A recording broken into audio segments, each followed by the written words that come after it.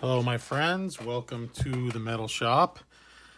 Today, what we're doing is another installment of the myth busting. Pretty popular, actually. People love the myth busting videos that I've done in the past, and I keep getting a good number of requests for are you gonna do any more myth busting videos? You should make that a regular series. So, what I do is I've kept some notes in my phone, and whenever a topic comes up that I feel it's a myth, and it may not necessarily be a myth that needs to be busted, something that needs to be discussed. It may need to be debunked. It just may need to have some light shed on it or clarification or so on.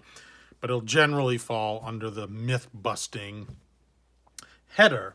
So, in the spirit of that, let's get on with the next part in the myth busting series. Number one, myth bust number one, coil splitting and coil tapping are the same thing.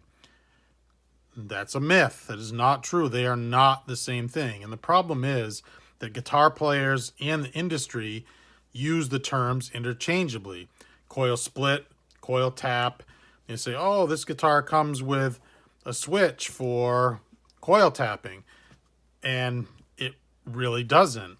Okay, so let's break it down very quickly what each one is.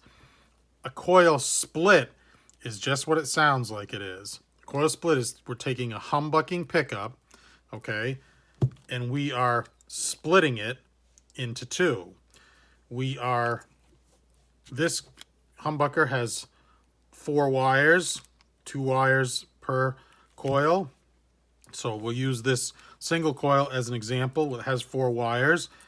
What you're doing when you're coil splitting is you're taking one of these coils and you're shunting it to ground. You are removing it from the circuit. So you're essentially turning your humbucker into a single coil. That is a coil split, okay?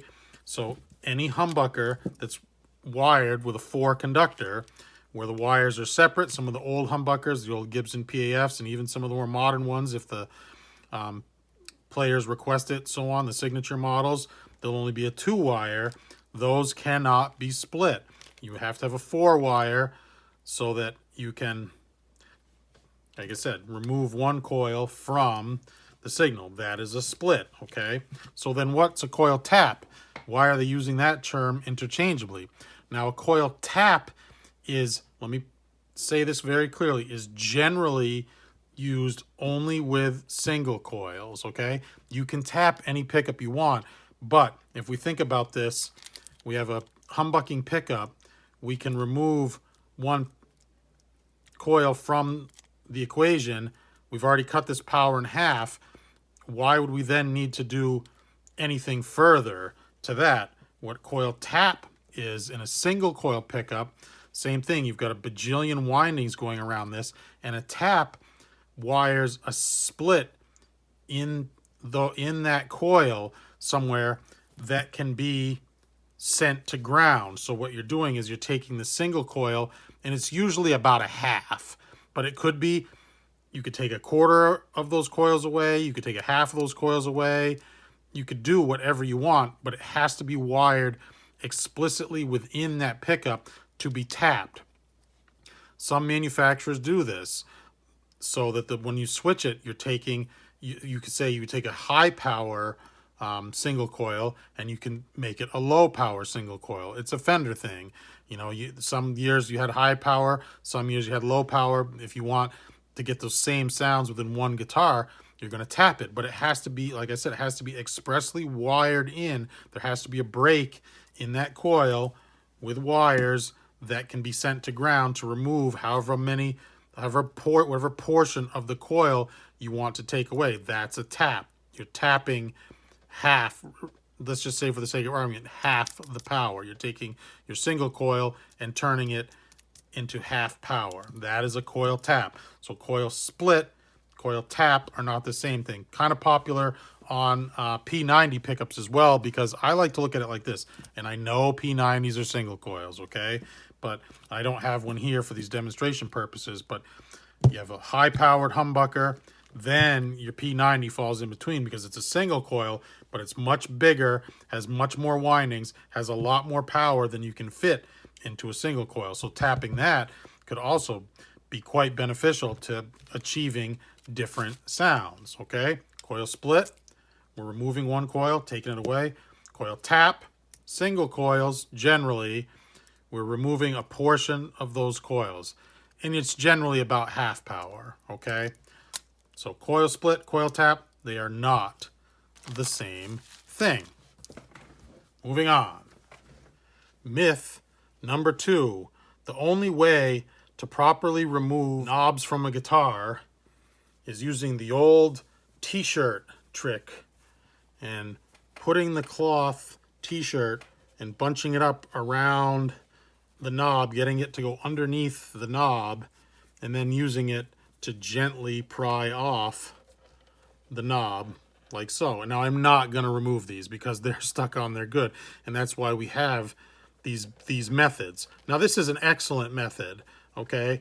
It's safe for the guitar. It's generally going to be safe for the knob, but this is not the only way that you can do it. Now I got a bunch of comments from the internet experts when they saw me.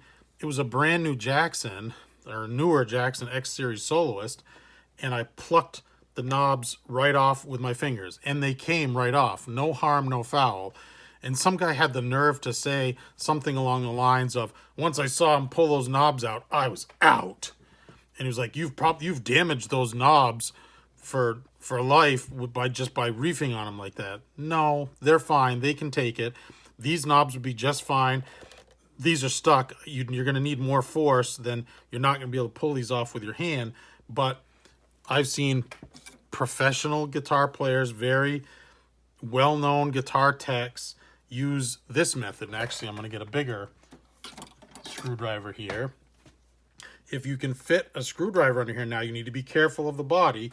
What I like to do is I'll take a cloth like this to protect the guitar, and you can take it and you can torque. You're spinning the screwdriver a little bit, torque it, spin the knob, torque it a little more, torque it a little more, torque it a little more, and the knob will pop right off. That is perfectly acceptable. There's nothing wrong with that. Now, are you going to do it on a 59 Les Paul with original knobs? No, you're probably not. You're going to be super careful. I don't even want to give you advice on how I would remove the knobs from a guitar like that. But you can use the t-shirt. You can wrap the t-shirt. Look at this. This is perfect. You could, this is actually really nice. You could wrap the t-shirt around the knob like so. Look at that. We're getting a bunch of wraps here. And I got the old finger bleeders in the way. Now this is just going to rip. I can hear it ripping, but that's the idea on how to pull up the knobs. But there's more than one way to skin a cat. It's not wrong. It's not right. What works for you, okay? T-shirt method works fine. If it's a newer guitar and those knobs aren't stuck on there, you can pluck them off with your finger. That's fine. You want to shove a screwdriver under there and pull them off, that's fine. I've seen guys use these ESP pry tools. And again, careful of your guitar's finish. But look at that. That's pretty nice. And this still has the tape on it. I'd want to use a cloth like so. But you can easily pry that knob off. And that one's going to go. And I'm not going to take them off because I don't want to. But this is a great tool. I love these things. I don't know if they came up with this at the ESP factory or what, but this thing is fantastic, for tightening your three-way switch nuts like this before you put the knob on, for tightening the nuts there. This thing is just an invaluable tool. So removing the knobs, do it whatever way works for you. There's no right, there's no wrong. You're not going to damage your knobs plucking them off with your fingers, prying them with a screwdriver. Your mileage may vary. All right? Busted. That myth completely busted. Number 3. How do they do it? Like this. That's how the Germans do it. Myth number 3.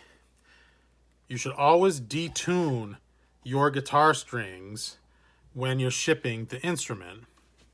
Okay? Now, I disagree with that. I'm not going to say that it's necessarily a myth, but every new guitar manufacturer ships their guitars under tension. They're tuned to pitch. Every new guitar I've ever purchased in my entire life, I've been playing for, gosh, over 40 years now. Wow, make myself feel old. Has come tuned to pitch. And that's just fine. The guitar is designed to withstand the tension, the string tension on the neck, on the headstock, at the bridge. And I think, you know, the physics of it is the string tension is providing support to your headstock where you need that, where you want that support, versus, and again, I know plenty of guys who've had, you know, the headstock snap because it's under string tension, but that's because it took a fall or a huge shock by the box getting thrown or the box getting dropped. And then what's happening is your headstock is flexing. It's, you know, if it took a hard enough hit, the headstock is flexing down and snapping right here. We all know about the Gibson headstock break. Is it string tension that's adding to that, or is the string tension providing that added little bit of stability to that joint? I like to think that the string tension is providing that added little torsion to this area, that extra little bit of stability. And if your headstock's going to snap, it's just going to snap. Having string tension on or not really shouldn't matter. So in the end, you can do what you want, but Fender, Gibson, Jackson, Charvel, Ibanez, whoever it may be, guitars, Gibsons, they come all the way from China. They're all under string tension. I think that's a myth. But you want to slack the strings, you go right ahead. I think guitars are designed to have that tension on them. Guitars, the same thing. Keep the tension on it the way it's designed to. Some guys even go nutty when they're, I know when you're doing a Floyd, when you have a floating setup and you're not really good at getting it back to floating, they'll do one string at a time. And I've even recommended that in a video. You clip one string, then you put on the new string, tune it to pitch, clip one string, put on the new string, tune it to pitch, and you maintain your floating. You maintain that tension on the neck. You clip all those strings off, now your Floyd's going to go cattywampus, but by the same token, even if you had a tune-o-matic or something different like that, you cut all those strings off. Now all the tension is gone. Your neck could move, things can shift. Why not, even if you had a Les Paul with a tune-o-matic, why would you not just go one string at a time and maintain that tension on your instrument? It's just good practice. It's just what it wants. All right? Busted. Keep the string tension on. Myth number 4. You want your guitar will play and sound better with the lowest action humanly possible. I want the action just as low as it can possibly be without buzzing. I want that the 5/64 measurement on the low strings and 4/64. Hell, I want 4/64 on the low strings and 3/64 on the high string. I want that action as low as possible because it sounds better. Okay? I think that's a myth. You want a compromise. You don't want your action so high that your guitar is unplayable. But if you have it low, your guitar isn't going to sound as good. There's a dirty little secret out there that guitars with slightly higher action actually sound better. Those are the ones that are ringing out. I don't know if this thing's in tune. Nope. But I'm glad I used this one for a prop. But the guitars with slightly higher action, they're the ones that ring like a bell. And why is that? I know we watched it. One of my friends had a live stream, and he interviewed a guy who's teched for George Lynch and Warren DeMartini, and they asked him about their action. And he's like, it's not particularly low. He's like, it's a tad on the higher side. Those guys like to fight and dig in, and it sounds better. So what is happening here? If we can see this, why do we want higher action? Well, when we're fretting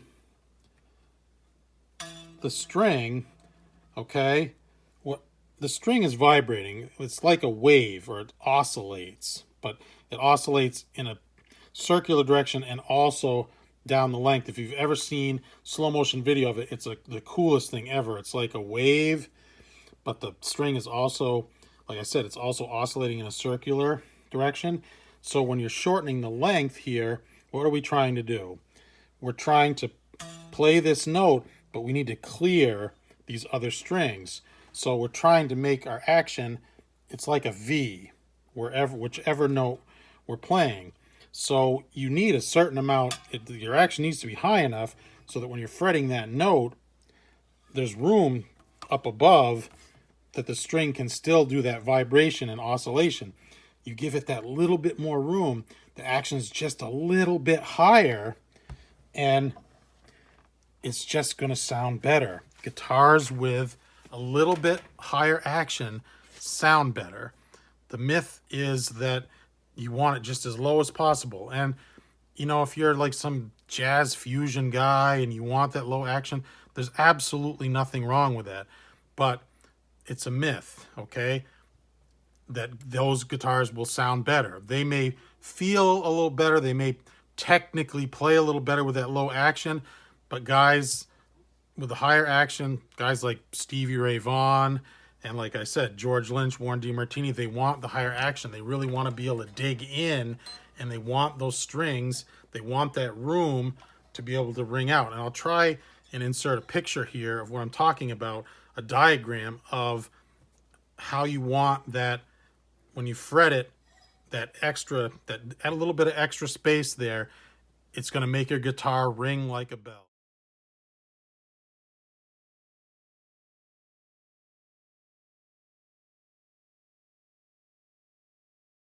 So guitars with low action sound better? No. Guitars with high action sound better? No. You want that compromise. You want it low enough so that it still plays well, but high enough so that those notes will just ring out. And yes, you can have a little buzzing and it's not going to get picked up on your amp, but why not get rid of that buzzing? And, you know, those guys, Eddie Van Halen had the strongest hands. He didn't have the greatest action. His guitars were kind of haphazardly thrown together there in the early days. You know, it was all in the strength of his hands, digging in and having those notes ring out, okay? So you want a little bit higher action, will sound better. Myth number 4. Moving on. Myth number 5. Locking tuners are a replacement for a locking nut. That's a myth. That's a myth that needs to be busted. Now, just for clarification, I call these locking clamps. It is a nut. It's also a locking clamp. Locking nut, locking clamp, interchangeable terms. I like to call it a locking clamp because that's what it is, okay? We all know how a locking clamp works. We are eliminating the nut as a friction point from your strings moving back and forth. We are clamping them down right here. They cannot move back and forth. This is the ultimate in tuning stability, okay? We are eliminating everything from this point forward in the setup with a locking clamp, okay? Locking the strings here at the bridge, locking the strings here at the clamp, double locking, the most tuning stable setup arrangement that you can possibly have, okay? Locking clamp. Are locking tuners a replacement for these? No, they are not, okay? What do the locking tuners do? Well, one of the things they do is they take away the need for having any wraps. You don't need as many wraps even as I have here. You need one or two on a traditional tuner. You need the wrap, okay? And what the theory is, by locking and having no wraps, they're suggesting that these wraps are actually moving. They're actually pulling and taking just a little bit here on a regular guitar without a locking clamp. I don't think that's true. I think that when you properly stretch the strings, they don't move. Even these wraps on a traditional setup, traditional nut, these wraps will not move once that's properly stretched, okay? So that's one of the locking tuners tries to hang their hat on. All right, and how do they lock? They have this little mechanism here in the back. These These are really nice Gotos, where you put the string through the hole and you lock it, and usually you can get 1 turn or less, so you're not having that wrap. All that's doing, it makes string changes super easy. Is it better than a regular tuner? Yes. It's giving you, it's helping you some, but not, we're not eliminating all of the tuning here past the nut, okay? All of your tuning instability, for the most part, comes from right here. It comes from the nut, okay? When your strings are slipping back and forth here past the nut, that's where your tuning is. If you take care of the nut, okay, if you have a good nut, locking clamp, locking nut, or I love the Paul Reed Smith nuts because they cut big slots in them. There's whatever the material they use, some kind of Delrin, some kind of impregnated material, they've got it down. They use the locking tuners, which help, but the strings don't bind in the nut at all. These are kind of nice too because they are staggered. And that's nice too because it provides the angle off the headstock here, which you don't need the string trees here. This guitar already had holes for them, so I ran the string trees. But locking tuners are not a replacement for a locking clamp. You are never going to, if you're running a Floyd Rose or a Wilkinson or a Sophia or whatever, I'm trying to think, there's this trem now that everyone's talking about here that they love. You need to take care of the nut. You're going to get tuning instability without a locking clamp. The locking tuners they're not going to take the place of it. Just removing that extra winding, like I said, it helps. It's not a replacement for it, okay? A properly set up guitar with strings that are all stretched out, those are not going to move. They're never going to move. Once you really stretch those strings out, these windings are never going to move. So eliminating the windings makes for super fast string changes, but you want tuning stability. It's all taking place at the nut. And I'll show you one more. Here we have the Kaler style, which allows you to use whatever. That's the other thing locking tuners will do, just like the Kaler will.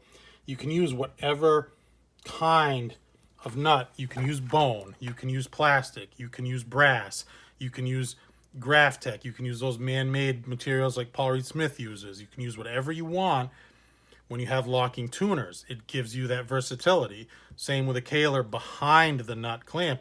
You can run whatever material you want here. With the locking clamp, that takes it away. You're getting the steel locking clamp. That's it. The locking clamp is a big modification to your guitar. It requires removing the nut and a lot of times removing wood from the guitar to install that locking clamp. That is an irreversible, for the most part. You can reverse it, but you're always going to see it. It's like routing out your guitar. It's an irreversible modification. Where locking tuners, nowadays they have locking tuners that can be applied to any headstock that match almost any profile. So you're not drilling new holes. You're not necessarily having to remount your post if you get the right locking tuners. They have them that look like Clousons. They have them that look like old Grovers, old Schallers. They have them that look like the Fender styles, split post. They have those in locking. You can get, if you do your research, you can get any kind of locking tuners that will fit the profile that you already have on your headstock. That's a nice feature. Not a replacement for a locking clamp. That's a myth, okay? Two completely different animals. These are good. Locking clamp is better. It's the best, okay?